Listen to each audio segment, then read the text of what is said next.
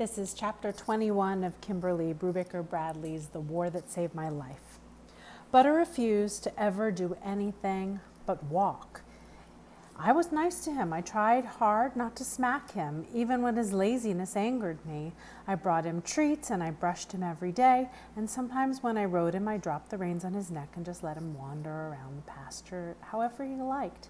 When I stood at the corner gate and called his name, he came right to me every time, and he stood without being tied while I brushed him and put his bridle on. I knew he liked me. He really did. But he wouldn't go faster no matter what. He wouldn't run, and until he would run, I knew he would never be able to jump.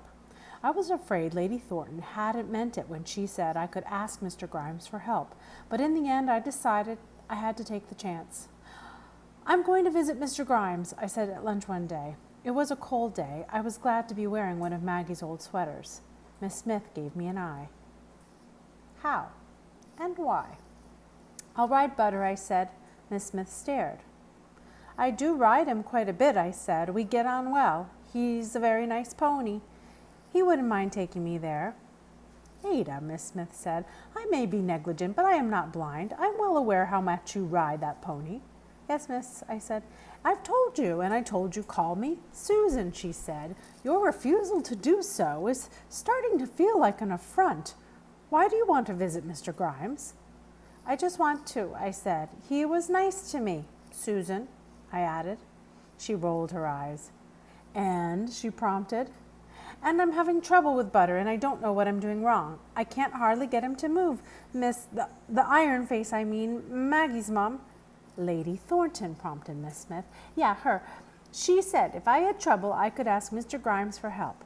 Miss Smith picked up a piece of carrot with her fork. She put it into her mouth and chewed slowly. "It hardly sounds like Butter," she said. "When I rode him, he was quite keen. He's not gotten that much older." She picked up another piece of carrot. "All right," she said after she'd chewed it and swallowed. "You may go. Do you remember how to get there?" I nodded. It was easy. Just the 2 turns, plus there was a fancy fence and iron gates at the start of the drive. Couldn't miss those. Miss Smith said, "If you're going to be out riding on the road, it might be better if you put a saddle on him. You could take the right stirrup off so it wouldn't bang against his side." She knew I wouldn't be able to use the right stirrup. It would hurt too much. "Is his the little one?" I asked. There were 3 saddles in the storage room, hung on racks and covered with cloth. 2 were the same size and 1 was smaller. "Yes," Miss Smith said. "I'll show you." "It's all right," I said. "I don't need you." She looked at me for a long time. "I never know what to do with the 2 of you," she said at last. "I should have gone to Jamie's school earlier. I probably should supervise you more. But you'd hate it, wouldn't you?" I didn't think this was the sort of question that needed an answer. I got up and scraped my plate into the trash and then filled the sink with soapy water to do the dishes. "Will you at least tell me if you're having trouble? Ask if you need help?" I didn't look at her. "I won't need help," I said. Behind me, Miss Smith sighed. "Have it your way," she said at last. The saddle was awkward, but I got on him. I started to climb on, and the whole saddle shifted to one side. I got off, put it right, and lightened the girth again. It had gone loose. I didn't know why. The second time I climbed aboard it, it stayed steady. We went through the gate and ambled down the road. The airfield no longer showed any traces of the explosion or the burned plane. Jamie had said 3 people died, but he didn't know them.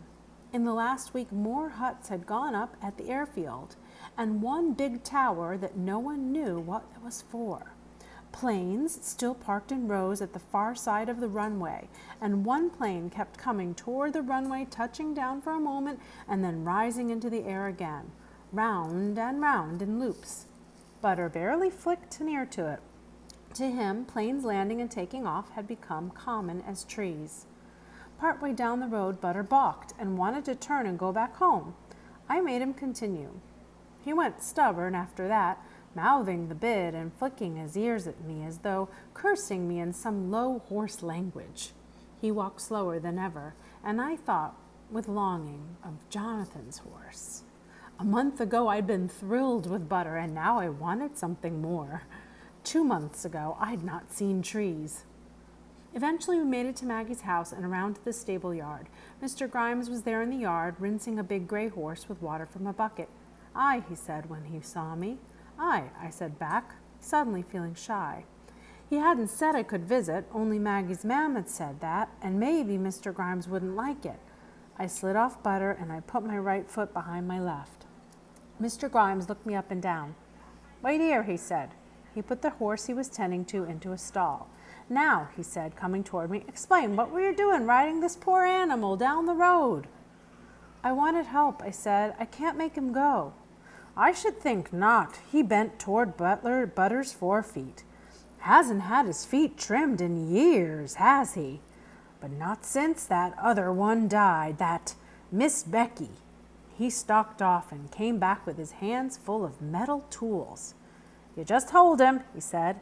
He cradled Butter's hoof upside down in his hand, and then with a sort of pincher thing, he cut Butter's hoof right off. I screamed. Butter startled. Mr. Grimes straightened, dropping Butter's foot.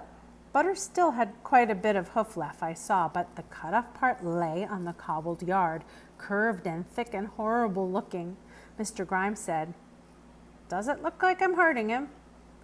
It didn't. I couldn't believe it. Butter stood perfectly calm. "Ponies' hooves are like our fingernails," he said. He picked up another tool and rasped Butter's short hoof smooth. "They grow, and they have to be trimmed." Miss Smith was a bear for having our fingernails trimmed. She had trimmed them the second day we were with her, and our toenails too, and she kept on us to trim them every week, with clippers, not just nibbling off the broken bits like I was used to. It was strange, but Mr. Grimes was right. It didn't hurt. "His are so overgrown they're hurting him," Mr. Grimes continued, moving on to Butter's other front foot. "Probably hurts him to walk at all, and he couldn't really go faster, not without tripping himself. He's showing sense. This ought to make a difference." I felt stung. I'd been hurting him, and I didn't know. "Some people shouldn't own ponies," Mr. Grimes said, as though echoing my thoughts. And then he looked at me. "I don't mean you," he said. "Coming from London and being your age and all, how could you know? But that Miss Smith, she just threw the pony into the field once she sold Miss Becky's hunters, and she never looked at him again as far as I can tell. She told me ponies could do fine just eating grass." "Aye, that's true, but it's not the only thing they need. If someone gave you enough to eat, but didn't keep you clean or healthy or ever show you any kind of love, how would you feel?" I said, "I wouldn't feel hungry." Mr. Grimes laughed. "Well, that's so." When he was finished, he said, "You bring him back here in 4 weeks or so I can trim him again. Usually you'd say every 6 weeks, but we'll have a bit of work to do before he's back to normal. Ordinarily, the village farrier'd do it, but he'd enlisted last week." I nodded, searched my head for the right words to say, found them. "Thank you very much, Mr. Grimes." His eyes crinkled, but he didn't smile. He pulled off his hat, revealing a nearly bald head, and scratched himself behind one ear. "It's just Grimes," he said. "Mr. Grimes, that would be if I were a butler or something important like, but we're going to be friends. You can call me Fred." "Fred." I held out my hand the way the Colonel had. Fred shook it. "And your," he prompted. "Ada," I said. "Ada Smith, but just Ada to you." Fred took me all around the pony. He cut Butter's long-tangled mane. Normally we'd pull it, not cut it, but this mess is hopeless, and showed me how to start untangling his tail. He taught me how to clean the saddle and bridle and how to oil them over and over with tiny dollops of oil on a rag. "You keep doing that," he said, "and any other tack you see at Miss Smith's, you oil that too. Leather dries out. It'll be ruined if it goes neglected much longer." And then he told me he had to get on working. "Too much to do these days," he said. "We've had to put the hunters back to grass. Too much for one man to keep 'em legged up and properly strapped and all. And anyways, there's no hunting with the war on. But even still, it's nearly all I can do, caring for 13 horses." "I can help," I said. "Aye, I'd be grateful," he said. We'd already put Butter into an empty stall while I worked on the tack. I helped grain, hay, and water the horses, bad foot and all, and he didn't say a word about my limping or expect me not to be able to do things. When we were finished, I saddled and bridled Butter. Fred gave me a leg into the saddle. Maggie said horses could have a clubfoot, I said. She said you could fix it. I tried not to feel hopeful. Aye, he said. In horses, you fix it with special shoes. It's not like a clubfoot in people, though, I don't think. That's what you've got. I nodded. Can't help you, he said, but I'll help you otherwise, whenever you like.